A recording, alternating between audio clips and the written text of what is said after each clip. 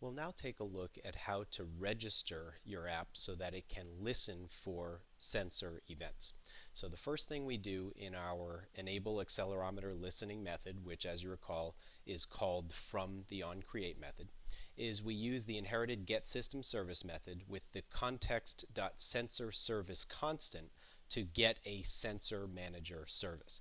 So if I just go over to the context class documentation that I've already opened up here, you can see that when you pass the sensor service constant to that method, it gives you back a sensor manager object. Now if I go back to our code and I hover over getSystemService, you can see that it returns type object, but we want a sensor manager, so we have to cast it to the appropriate type, and you would do that with any type of Android system service that you get using this method. Now the next thing we do is we use the register listener method, and as you can see from the pop-up documentation here, this method is receiving as its arguments a sensor event listener, which is an object that you implement to say how to handle the events, a sensor object, which is the particular sensor you want to respond to, and an integer representing the rate at which you will receive those sensor events. Now, if you look at the rate constants, which are described down below here, you can see that there is sensor delay normal, delay UI, delay game, or delay fastest.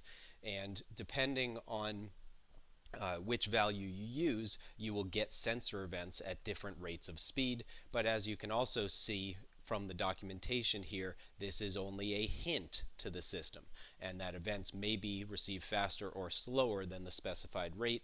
Usually they are received faster.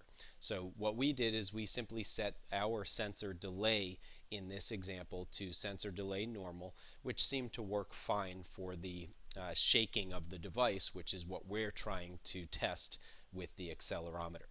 So we have as our three arguments to the register listener method the object sensor event listener, which we'll look at in the next video. You can see that defined down here. The second argument is the result of calling sensor manager's get default sensor method with the constant sensor.typeAccelerometer.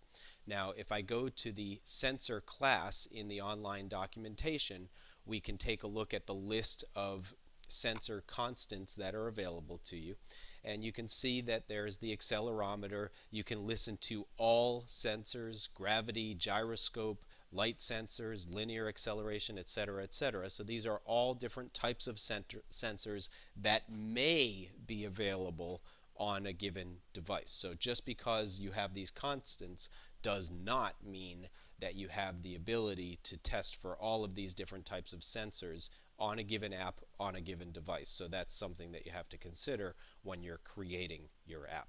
So we'd like to respond to the accelerometer only in this example, and by calling getDefaultSensor with typeAccelerometer as an argument, we are saying only deliver accelerometer events to this app and ignore all other types of sensor events.